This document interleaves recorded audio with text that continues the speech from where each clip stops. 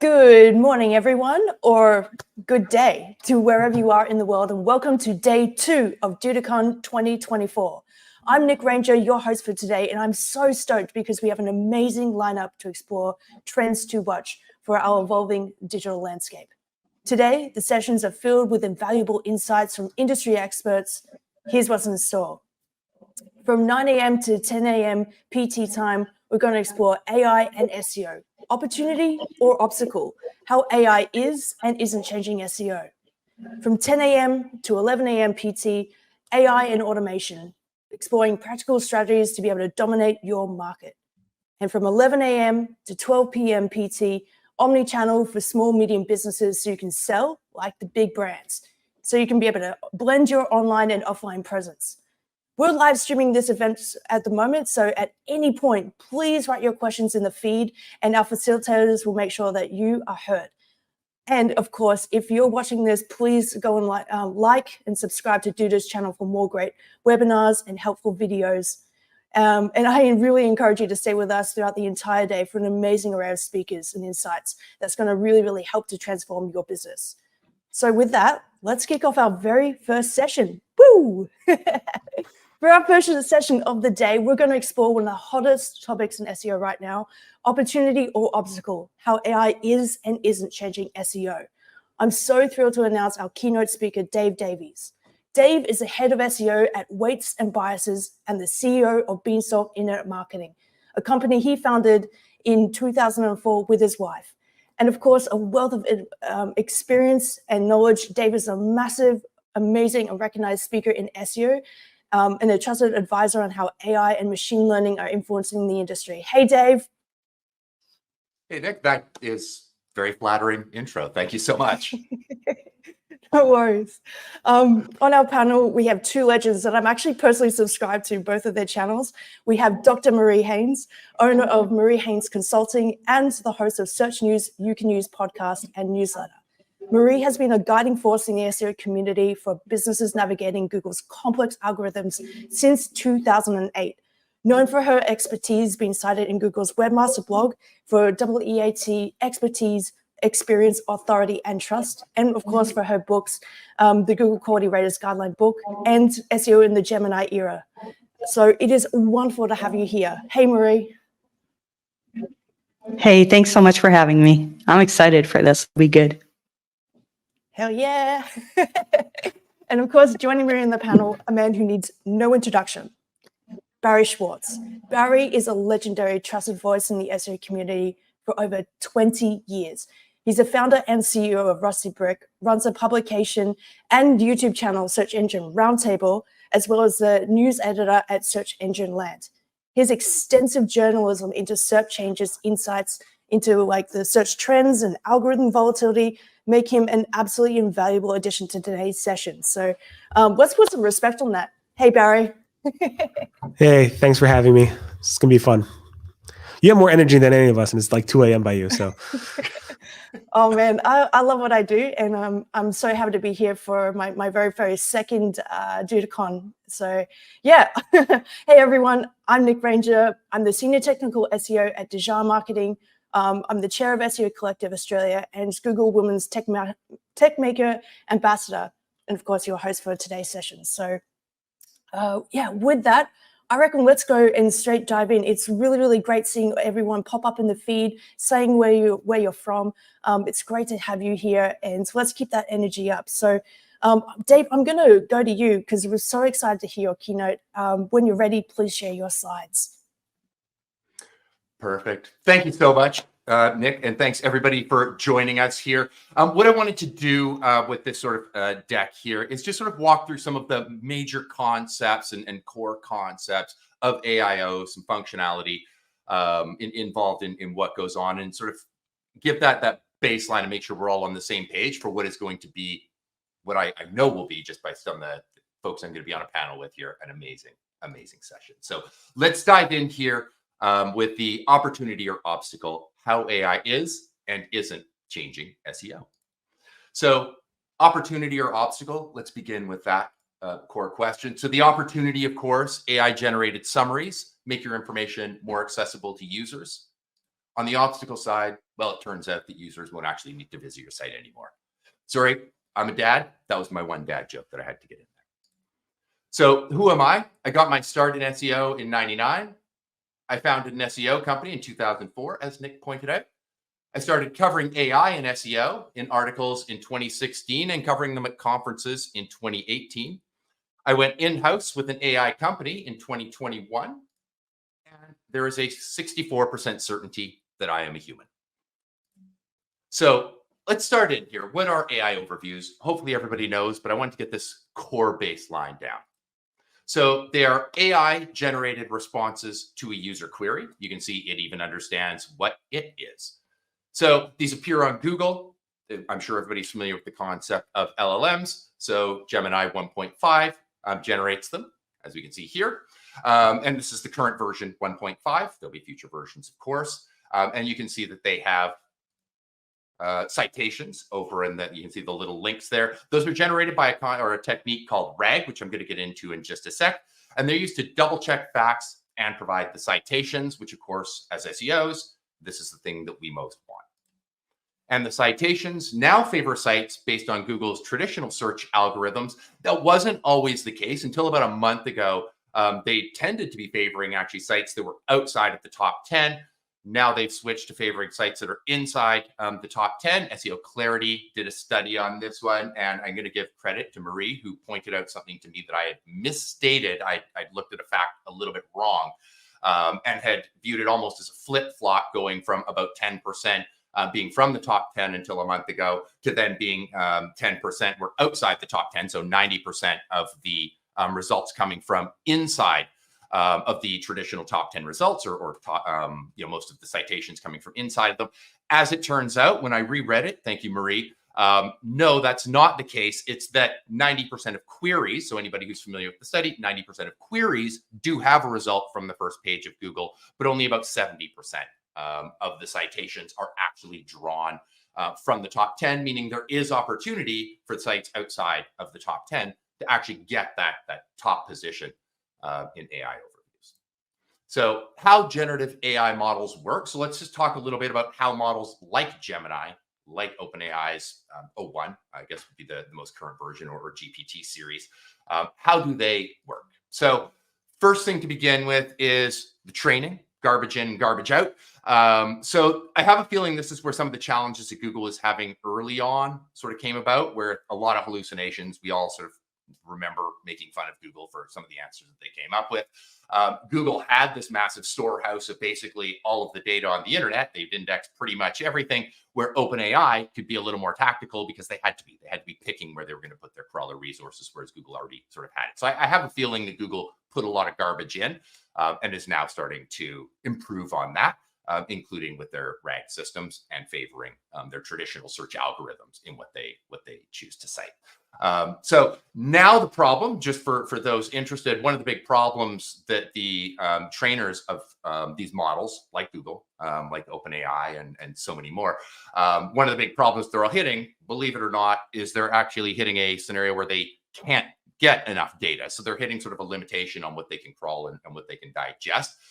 So now they're leaning more heavily into expensive modalities. So video, images, which we know they already have access to, but they're having to dive deeper into those, as well as synthetic data. So basically generating the data using LLMs and then training their models off of that. So this will be an interesting next stage of things. So generative models work on tokens. People are probably familiar with this. If not, though, I just want to touch on it. It's not actually thinking of the next word. It's thinking of the next token. So what you can see here, I've put the description and title of our session in here. This is OpenAI's. Tokenize are here that I'm using. And basically with this one, you can see how it breaks it down. Sometimes it's words, but sometimes it's just characters. Sometimes it's letters. And they're sort of breaking it down into a series of tokens in what they recognize and putting one token after another. So they're not actually putting a word after another. They're putting it token by token after that. So that's an introduction to how tokens work. And neural networks. So they're like your brain, but not. I think people have, like, neural networks existed before we were training LLMs, but it's basically a system by which you input what you can see, I'll just use the visual that everybody's looking at here right now. The input layer in this would be what you're inputting in. So what is your question? What is your sentence? What is the request that you are making of this LLM? If it's Google, what is it that you're searching for? If it's OpenAI, what are you asking it to do? Those sort of things. Then it goes through these hidden layers. This is where the parameters lie. So I'll get to that in just a second. And then there's the output layer. Obviously, that's the output that it spits out. So what the hidden layers are is through the training stage, they have an input of, they put a bunch of requests, they put a bunch of queries into it at the input layer. They haven't actually, I mean, it gets a little more complicated, but fundamentally, they haven't really decided what these hidden layer parameter values are, but each one of those nodes is going to be given a value. Each one of those lines is going to be given a weight. And so basically what they do is they set the input, so they know what the query going in is, and then they know the expected output, and they'll feed both of those into the system, and then let the model learn over time what these middle layers should be. So what should this top dot in the top left, what should it be that will result in the word the versus apple in that top cell on the output layer? So it's going through all of these parameters during the training stage. So you have the input, you have the output. It goes through this middle stage of hidden layers, much like your brain functions. And then eventually, after millions upon millions of training layers, all of these of inputs, all of these hidden layers end up with a value, the model weights. And they end up with these values, and then there is the output layer. So it ends up being trained to know what the output is going to be reliably, and then they can put the model live. And then the output, I love the way Ryan noted it here, and it's very much like the layperson sort of speaks of things. So it's going back to slides where basically in the end, what they're keeping track of is what is the probability. Now, Ryan refers to it as words here. In fact, it is actually tokens, but we all think about it as words. I use the word words frequently because that is just the shorthand way of wording this. And basically, they're looking at what is the probability that the next token would be the most logical based on the input. So like we saw that neural network, we have all those middle layers, and it's sort of going, okay, I have this new input that I haven't seen before. What is the probability for the cell 1, cell 2, cell 3, token 1, token 2, token 3? What is the probability that it would be the versus apple versus the other sequences of possible outputs that it could generate? And then depending on something called temperature, where you can decide how close it has to stick to the most likely, then it sort of will give you the next sort of logical answer that it gives. So we never set the temperature to be always the most logical, because otherwise every time you entered a query, you'd get the exact same result that I did. And that would be a really boring experience for everybody. But they do stick with temperatures that have a high level of reliability. But if you play around with the API, you can toy around with different temperatures in there. So what is retrieval augmented generation? This is also a very, very important concept, probably one of the most important concepts for us as SEOs. So it helps support AI-generated responses with information from an internal database. So it isn't specific to Google, but when we see those citations, this is how those citations are generated. So we have the question, as you can see in the diagram here, we have the question coming in. Then we have the system itself passing that question. Well, the first thing the system will do is actually come up with related questions. So let's say I'm looking at travel ideas for New York in June. It'll then augment that or expand on that and go, well, Dave might also be interested in what the weather is in June, might also be interested in a few other things, how he might travel there, some of the key areas around New York, whatever it might decide. It then passes that back into its knowledge database. So in this case, we'd be talking about the search results, but with other systems, we'd be talking about internal databases and stuff like that, support databases, whatever. It then formulates the new question. So it has its core question as well as its supplemental queries. It has all of this information, its search results for those queries. It does the fact checking on chunks of data from those search queries. Then it passes that over to Gemini 1.5, creates the answer with the citations, and then passes that back to you. It helps keep the LLM able to respond to up-to-date information. We all probably remember early when GPT-4 first came out and ChatGPT first came out a couple Novembers ago. it was sort of tied back to its information set was sort of a year old. It was always going to be a year old. This is what enables LLMs to access newer information, because it can access, in Google's case, it can just access their index and understand what happened yesterday, what happened an hour ago, depending on how fresh the index is.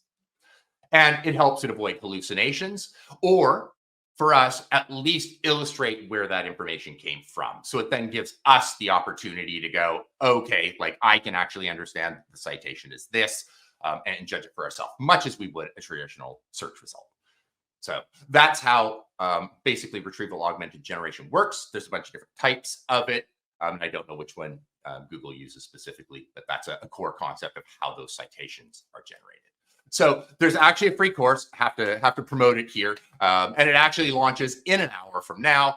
So if you just go to juandb.me/brag_course, it's actually a new course. I've taken the earlier parts just to sort of like test some stuff out. It's going to be a great course. I'm going to be finishing it off, and it's just understand a little bit more about how these are generated. So how are they cited? I just want to cover, this is from a paper, and I'm going to post the link once I'm done my presentation here into the chat for folks, right to the patent that this is drawn from. But it's actually a Google patent, generative summaries for search results. So this image is right from their patent. So basically, how are they cited? The user enters the query, as we talked about in the last slide. And then they generate a natural response based on that query and the search results and the related queries, as I had mentioned. And then from portions of the answer, selects a verifying document. So it looks at what answer it was just given, and all of the information from all of the chunks of data that it has access to in its search results. It looks for the best match to verify that answer and then provides that as a citation. The goal then is for us to be that best snippet, that best chunk of data that they're looking for to verify their answer. So formatting your content for citation selection, GEO, as it's called, or generative engine optimization. This is just the most telling of all of the images from a paper that was written by the University of Toronto with the Allen Institute. I wrote an article about it. You're free to read it, obviously. But you can basically see everything you would need to know from the paper in this one image here, which is which techniques. They tested 9 different techniques, and I can get into them in the conversation part of this. Pardon me, I'm just going to take a sip. And they tested 9 different traditional SEO techniques to see which ones basically had a page more likely to be selected for citations. Now, they were testing this with Perplexity, not with Google, because when this was done, Google hadn't opened up to non-logged in users yet. So it couldn't be done there. So this is Perplexity results, but very, very, very telling. And what we can see here is that, thank goodness, old school horrible techniques like keyword stuffing, that doesn't work or move the needle in being selected. But we can see things that are, like citing your sources and including quotations. And it makes sense when we really think about it, because what Google wants to be able to do is ensure that what they're about to give somebody as a citation is reliable, and what they're going to generate their content on based on the content in that citation is also honest and reliable. So citing your sources, including quotations, including statistics, all of these things move the needle. Each domain's a little bit different, and I'm not going to get into all the topics there, but you can read the paper to see which domains this relies on. I'm not talking about domain names here. I'm talking about like the domain of health or the domain of technology or news and stuff like that. But anyway, this is a really, really interesting takeaway. I have some ideas. I might be publishing something in the not too distant future on how this relates to Google, but I'll just save that for another day. So with that, good luck as well with attribution. What we can see here is the nightmare scenario that I have to deal with. Now, the company that I work for is based mainly on code. Code is the call to action. It's installing our library. Great, like any installation is a good installation. But as you can see here, I've just typed in code to install this library, and there it is. There's how to install the library. I can even carry it further. This was just a simple example, and have it use that library with other things. So basically at this point, a user doesn't actually even need to click through to engage and actually fulfill and complete a fairly complicated conversion on our end. So fun life for me to try and make sure that I'm able to track how and sort of make an attribution on my end and go, okay, yes, we didn't get any clicks, but we saw this spike in queries come up. And so, we can sort of assume that this is how that's working out. But that's a fun one to explain to your boss, right? And I'm not going to be alone in trying to deal with that one. And the journey is more complex in AI overviews. And as you can see, Barry asked the question here. I'm able to put in now the answer is no. I'm only able to put in that the answer is no now because Barry asked the question. So this is going back to May before we actually knew the answer to this one. And so does the impression count in AI overviews? Or does an impression count in AI overviews if it's part of a more, sort of toggle, right? Like as he's saying here, like if it's sort of hidden and then you haven't clicked more, is it counted? The answer is no to that one. So another thing that though I would put on top of that makes this more difficult is anybody who's familiar with looking through Search Console knows that your lower level queries, things with only 1 or 2 impressions, often don't get shown. They just get included in this aggregate bucket.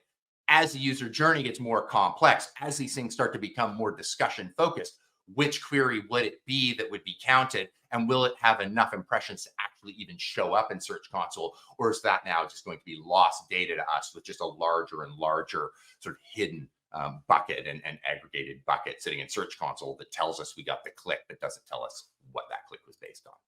And that is, of course, just the beginning. So the future of AI in marketing and how this will impact all of us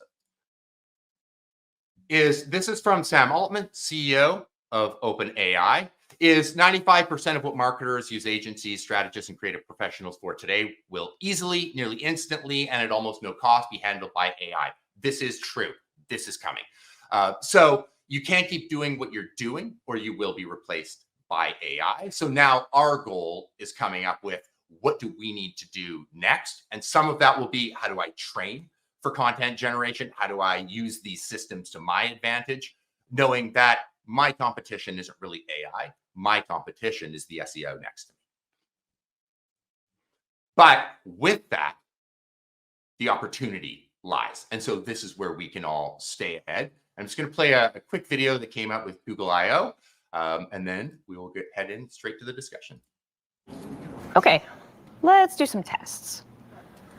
Tell me when you see something that makes sound. I see a speaker, which makes sound. What is that part of the speaker called?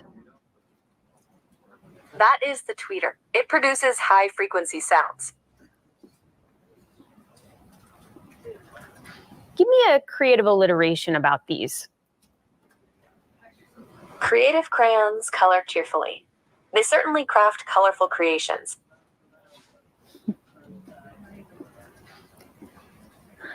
What does that part of the code do? This code defines encryption and decryption functions.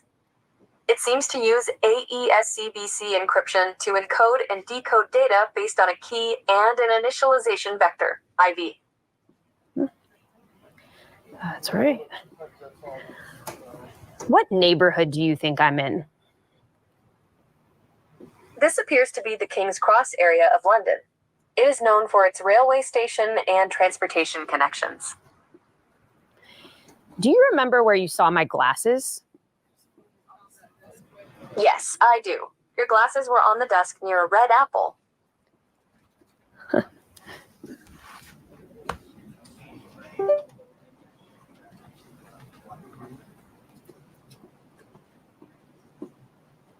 What can I add here to make this system faster?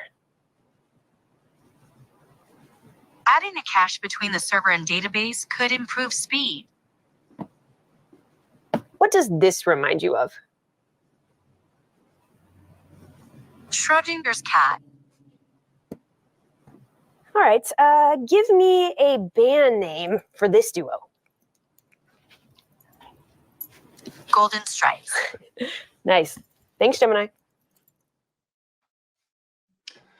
So even if you've seen that, if you really pay attention to what's going on in this video and all the different things that are going on, we're seeing object detection, code generation, location detection and description, object location, creativity, problem solving in the environment.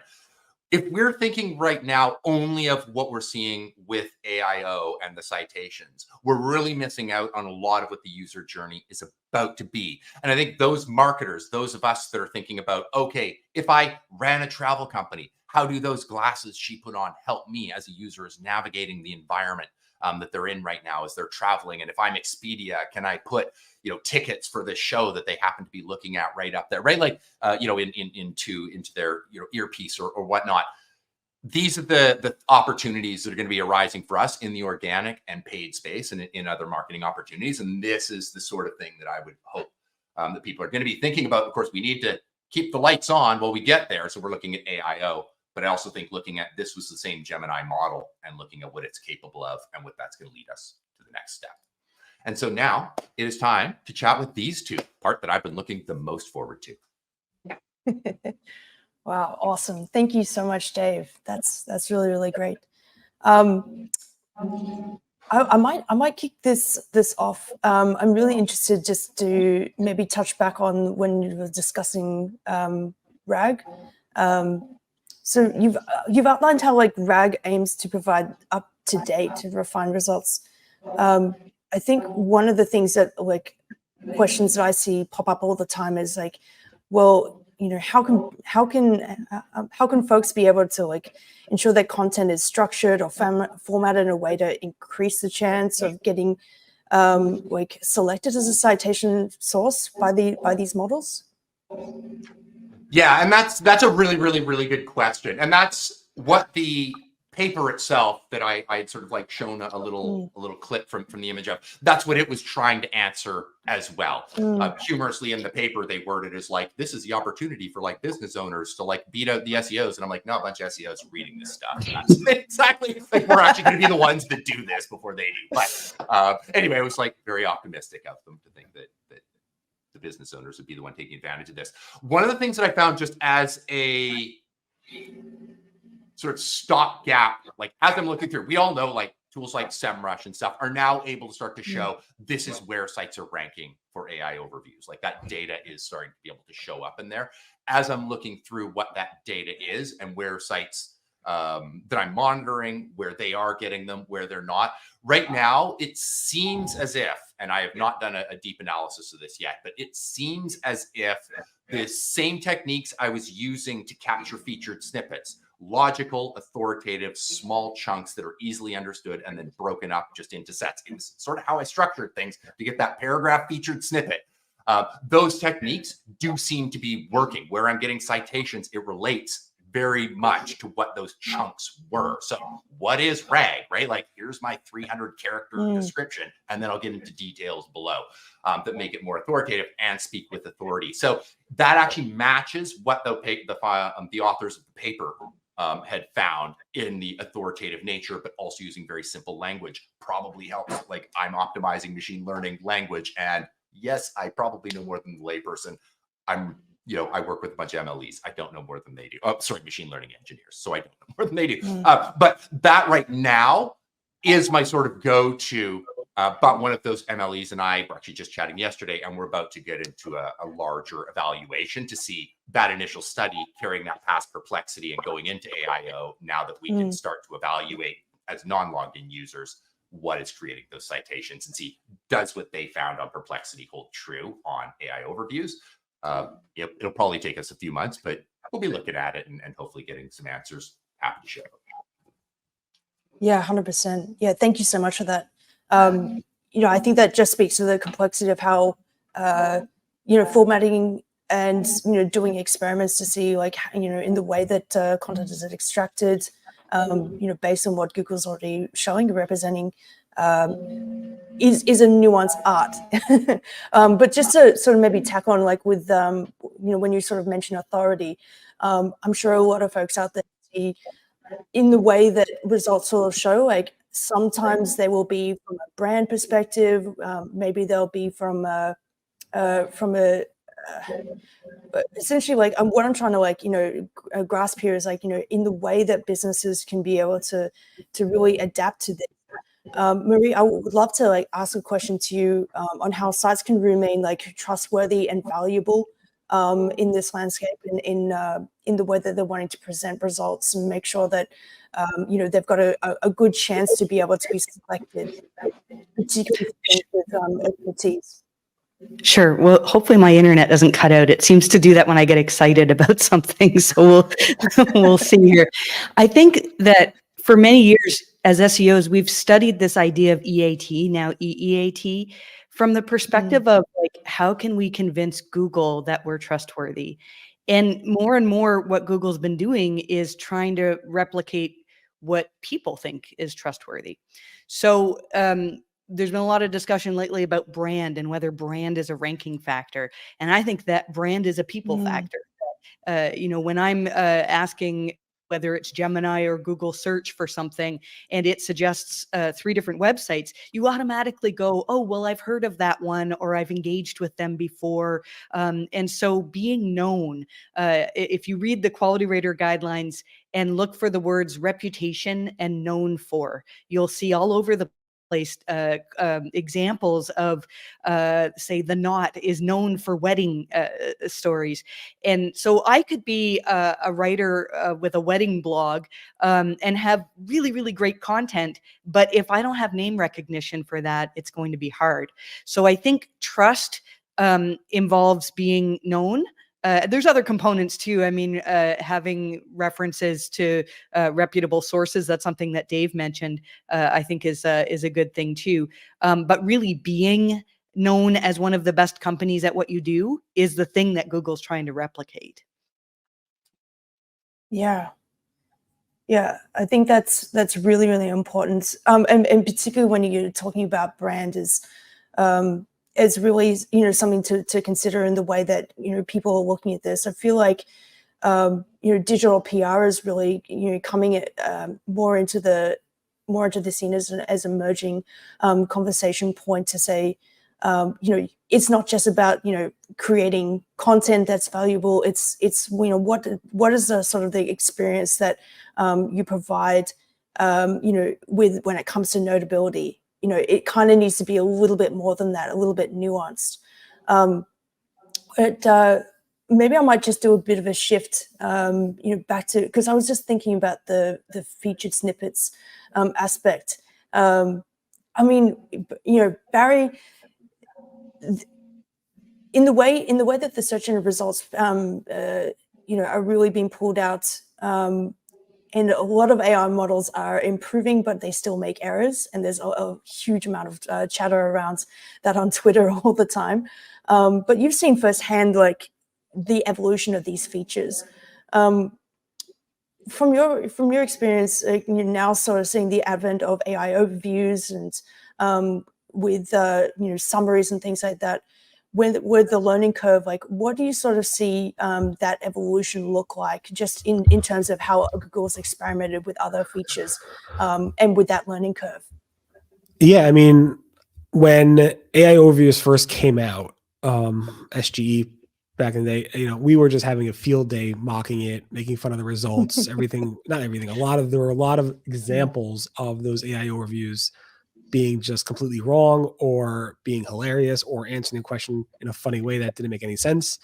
But same thing happened with feature snippets, believe it or not. Feature snippets was an AI ML based feature. It wasn't as advanced, obviously, as AI overviews, but we had those cases where feature snippets were either, and they still today, we have examples of where it was much easier to find when it first launched, where the feature snippets were actually completely wrong in some cases, saying somebody died when they didn't, coming up with factual information that was incorrect, showing like a horse had, I think 6 legs or what. There were a bunch of examples of it just being completely inaccurate.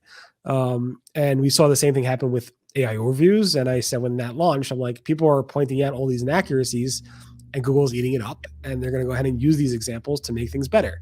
The language models gets better by themselves, and their fact checking gets better by themselves as well.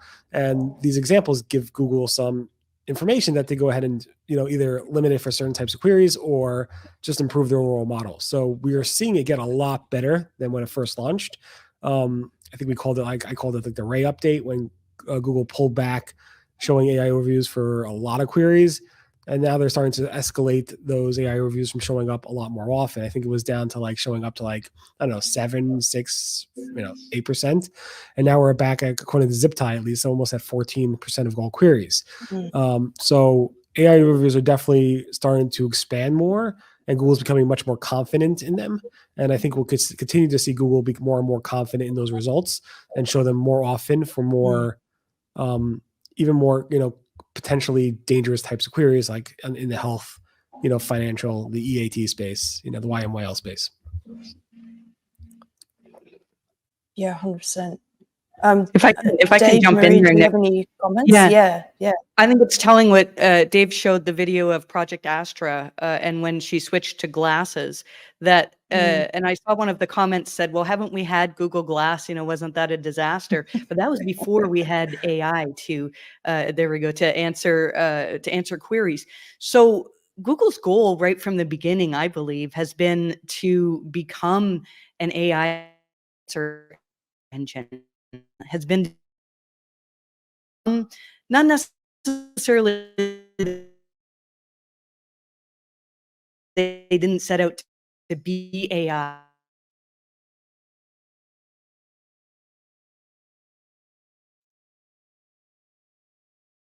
Oh, damn, I think if you guys are hearing that, I think this Yeah, I is think we where lost her. Marie was Yeah. excited to answer this, and she's having connectivity issues. Yeah, I guess the AI is going after her internet. There she is. I think It happens. Too I'm telling spicy. you, every time I get excited about AI, it happens. My main point was just to say that people are going to be searching differently. People are going to be having conversations with their AI assistants that will sometimes recommend a website. And the day of, I think Marie may be AI. I don't know. Maybe I am. Dave is only 64% chance that he's human. So, and I don't know how we plan for that. We lived in this little sliver of time where we could use our fingers to type words on a keyboard and then browse through websites. Where that it's not going to be that way forever. So my advice would be to get into Gemini and ChatGPT as well, and to play with them. We're really good at criticizing them, but as an SEO, I think it's our job to understand how do they work. Start talking about your clients in Gemini, see how they respond. And if your client isn't represented, ask Gemini, well, why didn't you recommend this company? Like, tell me why, how can I improve? And so I think that we need to be looking at search differently, because as technology advances, we're going to be seeing people search in totally different ways. And I don't think any of us are prepared for that. I think, we can predict maybe what it's going to look like, but we saw, did you guys play with the Notebook LM, where it can produce a podcast now of your notes? It's just like, it's not perfect, but it's pretty wild to think of how, and it's like two people talking that are AI, but they sound like humans. And so the way that we interact with content online, with businesses online, is going to radically change. Yeah, but I don't know if that means like search is gonna. I think there's the AI stuff, there's the search, and there's the middle ground. And I think there's going to be search. I think there's going to be, obviously, you could use AI for everything and anything. It's unlimited, and there's ways to use AI in search, like with the AI overviews, with feature snippets, with certain types of features, with the algorithm itself, and then obviously using it for SEO purposes, like the Google Small Business channel posted on social media that, the whole controversy where they actually removed that post. So there's, I don't know how much search is going to change. I know there's a lot of big debate on that. There's definitely going to be elements in search that change. But I think still ads will still dominate everything else organically. So I don't think you have to worry too much. They have to make money. Yeah. I don't know if you guys saw, money. There was a conversation where Sergey Brin was talking at a hackathon where they were trying to use Gemini. And at the end of that conversation, somebody asked him about Google's business model, because ads are where they get their money from. And he said that if the product is good enough, he said other companies, didn't name them, but have subscription models. So he's talking about ChatGPT having a subscription model. And he said, if the business model is good, or if the product is good enough, we don't need to worry about the business model. So, and then Sundar Pichai said in a couple of the earnings calls that SGE, now AI overviews, are the future of search. So they're not, I mean, I see what you're saying. I mean, search will always be there, but I think, and he said over the next decade, that we're going to see dramatic shifts. So it's not like, you know, all of a sudden tomorrow, everybody's going to start using Gemini on their phone as the only way they search. Like, that's not going to happen. But gradually, bit by bit, if you have a Pixel phone, it's like creeping in where Gemini gets involved in more and more things and is super useful. Like circle to search. Most of the people watching this probably have never used Circle to Search. It's incredible. I use it multiple times all day. I don't search like normal people do, I think, but I think that gradually, bit by bit, we will move towards a place where we look at what we currently do today for Google search, the same way that we look at the yellow pages today. That it's I definitely do agree. I think there's going to be more search. I like how Apple's doing it with their Apple Intelligence. They're using the device to figure out, using like obviously AI to figure out what search service they should use. Should they use ChatGPT? Should they use Google Shopping? Should they use Yelp? Should they use Apple Maps? Should they go, you know, I think I like how Apple's thinking about AI, and they're using intelligence, or Apple Intelligence AI, to figure out what AI they should be using for what situations.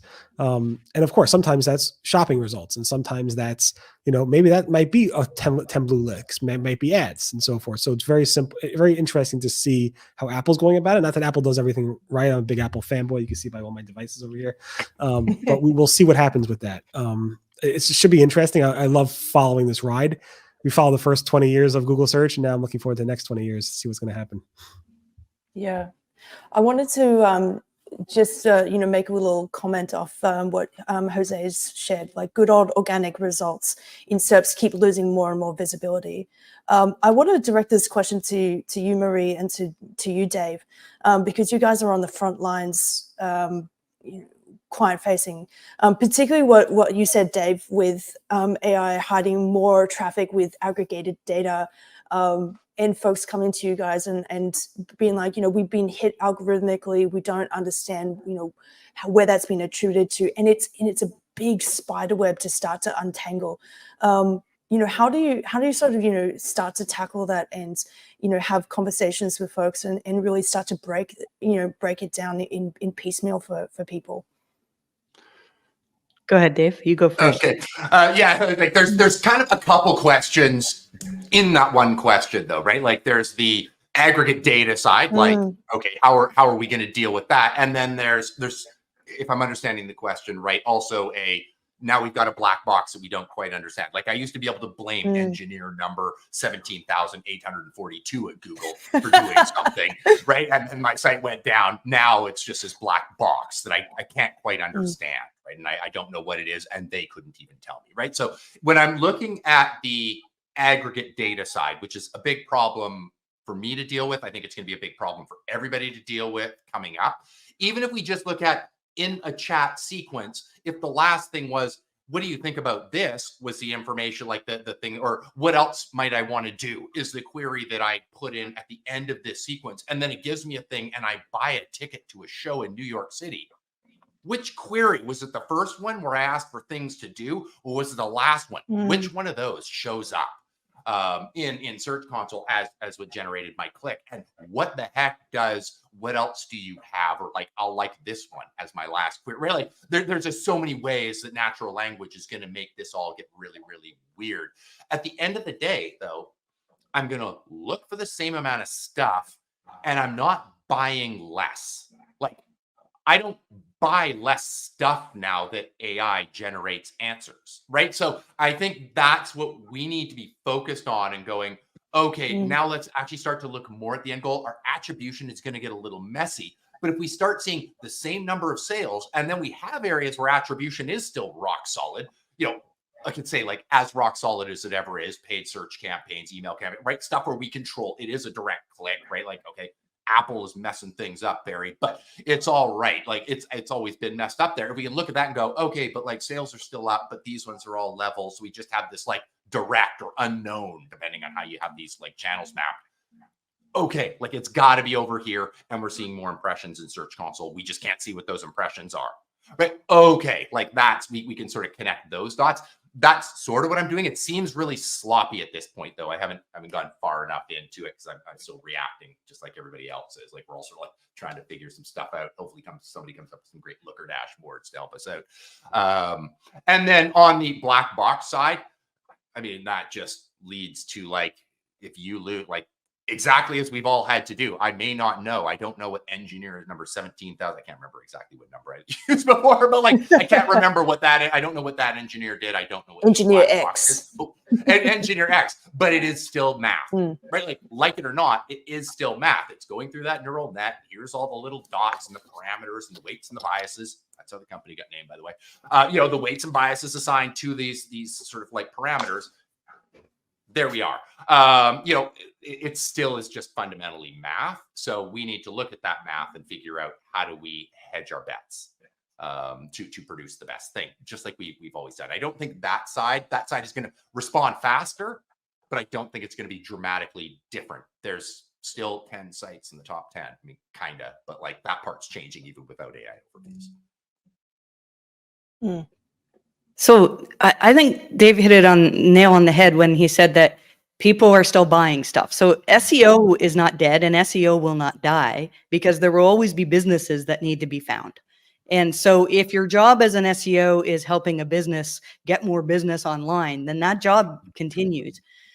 What I'm worried for, though, is types of SEO that we created because of the opportunity that was there.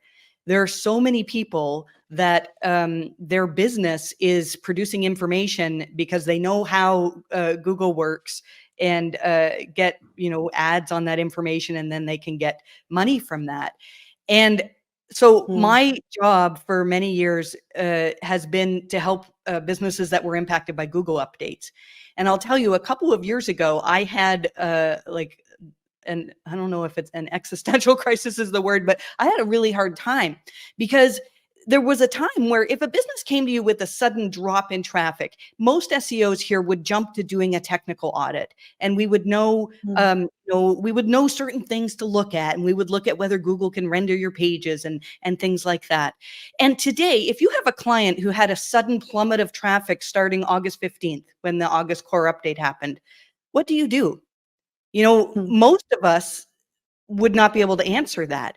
So in 2022, when Google reached out to a few of us to say that we're going to release this new system, which ended up being the helpful content system, and they told us it was a machine learning system, my thought was, well, if I'm going to be helping people impacted by this system, I need to know a little bit more about machine learning, which, most SEOs really don't know a whole lot. And if you're sitting here going, like, if you're looking at Dave's talk going, oh my gosh, it's all Greek, I don't know this stuff, you're in the same boat as pretty much like almost all SEOs. It's a whole new, it's like we went from optimizing for this algorithm that humans wrote with like rules that we could try to replicate and reverse engineer to something that is very difficult to understand. So I made it my life's mission for the last couple of years to try to understand. And then the DOJ versus Google trial came out, and we had the API files. And there's so much to know about RankBrain, about NavBoost. And these things can explain core update drops. But a lot of the time now, when sites are impacted by core updates, it's because they used to be good at understanding what search engines reward, but they're not great at like meeting the needs of an audience that they have now. And that's a really big shift for SEOs. I feel like I'm rambling here now, but I really want to emphasize that there's so much learning that has to be done. So when we're talking about how AI has changed, has impacted businesses, we focus on AI overviews or like maybe Gemini or ChatGPT. But I think really the way that AI is used, like almost the entirety of Google systems now are run by AI. And how do you optimize for that? I mean, there certainly are ways, but we don't really have a set of standards as an industry to say what to do anymore. And when Google tells us, well, here's a document on creating helpful content, and we kind of laugh at it like, well, how could search engines replicate that? But like, they're actually telling the truth that these are the things that people like, and this is what our algorithms are built to reward. So I just feel this frustration that there's so much that we don't know that we should be learning about. It's very difficult if you're an SEO right now. Oh, 100%. And to that aim, I mean, we've seen a lot of the search intent for particular queries change over time. I mean, with the advent of just multimedia added into the SERPs, like with video content, with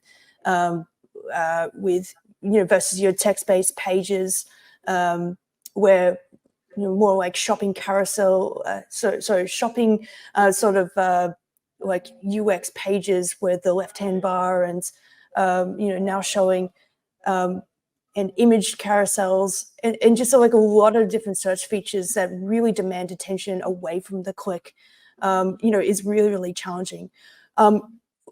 Like, we've got 10 minutes, but I want to maybe just maybe talk a little bit about just to follow on that thread of how, like, with AI overviews increasingly shaping how information is delivered to users, often that leads them, without them actually even visiting the original site. Like, people are staying on Google search. So how do you sort of anticipate, like, how that sort of changes? I mean, I'm thinking like, even like, how one box completely takes over the entire, shopping experience for some folks, instead of like, doing that on the site. So first, I want to ask a question around, like, how have you seen like one box like expand or change over time, to you, Barry, and then maybe to you, Dave and Marie, around like just having a lot of attention just be focused back on Google rather than clicking through to sites. Yeah, so I remember like in the early 2000s, Google came out with Google definitions, and if you typed in a word like, what does, I don't know, sweatshirt mean? And it gave the definition, and all these definition sites were like, Google's stealing traffic from me. It's horrible. How could they do this? Then you had the same thing happen with weather sites and, time conversion sites. Then we had these featured snippets come. So the evolution was the one box did that. Like, all those simple answers, Google's like, we'll get data sources, we'll provide it. Then they came out with the featured snippets, which was basically some type of AI or machine learning that took snippets from a website, and then used that to kind of answer the query. And now we're on this whole new evolution of AI overviews. I mean, ultimately, Google's mission is to provide the best answer as quickly as possible to the user. You can't really blame them. I remember, having a conversation with Google. I'm like, you're stealing traffic from publishers. That was, just snippets. And they're like, Barry, you're thinking about it from an SEO. We have a mission to make sure we give the search results to our users. We have to give the answer to our users as quickly as possible. If we don't do that, we're going to lose, and another search engine will come out and beat us. And we're trying to provide the best search experience. And I'm like, that really blew my mind. I'm like, I always thought about it from the SEO perspective, from the publisher's perspective, and now we have thinking about, this is what the search engine is trying to do. So what do I need to do as a publisher or as a content or site owner to make sure to get business? And the answer is produce content that shows up in that box, because Google's going to show it no matter what, and make sure people, and my branding is strong enough that people know to go to me when they have a question. And I once remember complaining to Google, not complaining, but I complaining to Google about publishers getting hit by algorithm updates and not getting enough traffic and so forth. And one Googler was like, Barry, your site got hit plenty of times by algorithm updates, and you didn't really care. Why didn't you care? Because ultimately, your audience is still going to go to your website even without Google. And you got to build that relationship with your audience to be in that position where you're not dependent on us. Of course, you're going to maybe Google AI overviews or feature snippets will say, Barry Schwartz wrote this, or this person wrote that, or, and so forth. Ultimately, you want to build your brand using these tools. It would be great if Gemini gave a response that said, this person does this and is great at that, and this is where we're sourcing it from.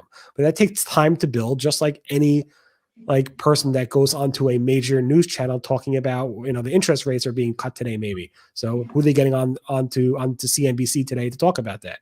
Probably some really smart guy who's in a financial institution that's really well respected. It's kind of like that, I think. And I think that's how we have to change our mindset going forward with this. I thought it was interesting how somebody asked you, Barry, about whether you were going to use the, I think it's a Google extended tag to block the AI bots from crawling. And I can't remember exactly what you said, but it was something to the effect of like, it's an honor to be, to have my content train the AI. And I feel the same way. Like if you're Googling something about, or if you're asking a language model something about EAT or something that I've written about, and it quotes me, but you didn't actually go to my website, I'm okay with that, but it depends on your reasoning for producing your content. And this is why Google harps on having an audience first. Because your value is in your audience. If your main value is in getting search traffic to answer informational queries, then that's, of course you're going to be concerned about that. And I think it's just like Barry said, like, it started with definitions, and now language models, if there's something that's known in the world, then the language models are going to be able to answer that. Now, I think there's still opportunity to produce content and do well in search. And that's why, because Google still needs original and insightful content. And we're not used to that as SEOs. We're used to summarizing, what all our competitors did and then maybe try to do it a little bit better. And that model is gone now. Yeah, I'm going to build off something Barry said, but I'm going to be a little meaner to Google on this one because Barry was being really nice. But having Google say, especially in the world of LLMs, having Google say, well, stop relying on us. It's like, well, you're training your model, so stop relying on me, because if you keep stealing my traffic, I'm a publisher. I'm not going to be there for you to train on, right? And that's my big problem. Like I said earlier that, like, yeah, people still got to buy the same stuff. Absolutely, they do. Publishers are the exception to that. The only product they're selling is information. And when Google steals that, we head into the big problem of why is Barry writing? I mean, I know, Barry, you'd keep going because you're just a trooper, and I know you would. But like, there's like other Barrys used to train models, and like, why are these people going to keep doing it if they can't monetize, right? Like, and that's a legitimate sort of problem that they're facing. So I think Google's sort of saying one thing but not listening to themselves from the other side, and they're going, don't rely on us, but then they're relying on us to train their LLMs. So I think that's I don't like when they say that one, and that sort of heads into the answering users as quickly as possible. Like, of course, that absolutely makes sense on Google's end, but at the same time, if you're not rewarding the person who's producing that content, you're creating yourself a problem. Like as I was mentioning in my presentation, right? Like they're hitting the end of their training data. They don't have any more. They're having to create synthetic data. Well, we can all see the problem with that. You're using a thing that hallucinates to produce text to train a model. Like that's going to be a big problem. And I don't care how good O1 is, like the O1 preview or the next version of the model is, it's going to be not perfect. And if all of a sudden the best publishers in the world, if all of a sudden Barry's like, this just isn't worth it anymore because my traffic from Google is gone because they told me not to rely on them. If that is gone, it's now more synthetic data. I mean, I guess that's good for their paid results because it's going to be the only thing left that you can kind of rely on because somebody's willing to pay. Just Dave, quickly, just to be fair, I just regurgitate a lot what people are saying in the SEO world, what Googlers are saying. No reason that LLM can't do that. So fair enough. Everything with a little grain of salt there. Yeah. Yeah. We're heading into just the last couple of minutes. So, guys, if you haven't had your question be answered, please go and reach out to these incredible experts after this. Thank you so much, Dave, Marie, and Barry. Before we head off, I just want to just take a really, really quick minute just to ask where folks can be able to find you after this for any follow-up questions or kudos. Dave, where can people find you? Probably the easiest place is on Twitter. Online Inference is my handle. Online Inference. Go tweet at Dave after this, and all your questions that I know that we didn't quite get to, go ask him. Marie, how would you like people to be able to contact you? Yeah, a couple ways. I have my own little community called the Search Bar. You can find it at community.mariehaynes.com. And I'm also on Twitter, on X, fairly often, although less than usual. And I'm usually quite happy to answer questions on there. 100%. And of course, Barry, what's your best contact point? Honestly, anywhere and everywhere at Rusty Brick. If you're on YouTube now, just go over there, hit the subscribe button, smash that like button, whatever the YouTubers say. But no, anywhere and anywhere. I'm pretty responsive everywhere. 100%. Yeah, so I very much encourage people to do that. He just released, a couple hours ago, like a new YouTube channel, a new YouTube video. So yeah, you can go and see that. Thank you so much, everyone, for your time today. It has been absolutely phenomenal. Thank you. Thank you. It was great.